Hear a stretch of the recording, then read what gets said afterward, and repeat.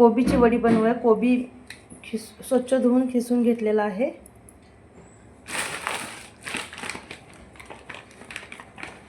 एक वाटी बेसन टाकूया। एक वाटी ज्वारीचं पीठ,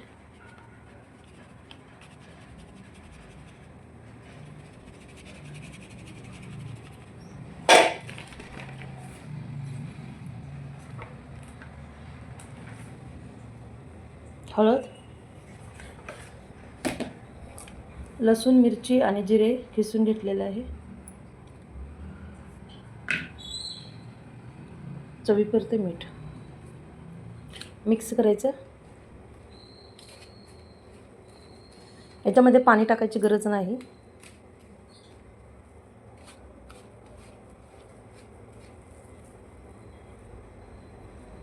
मिक्स करून घट्ट असा गोळा तयार करायचा। छान असा गोळा तयार केला आहे। असे छान छान गोळे करायचे आणि पाण्यावरती वाफवून घ्यायचे, नंतर तेलामध्ये तळायचे। पाणी गरम करण्यासाठी ठेवायचं।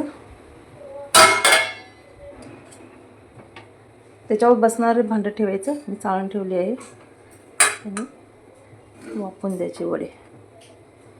वडे वाफवून द्यायचे आहेत।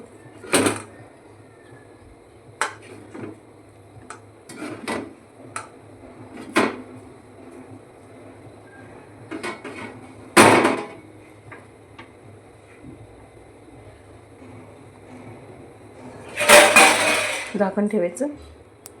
5-10 मिनिटांसाठी वाफवून द्यायचे। वडे वाफवून झालेले आहेत। आता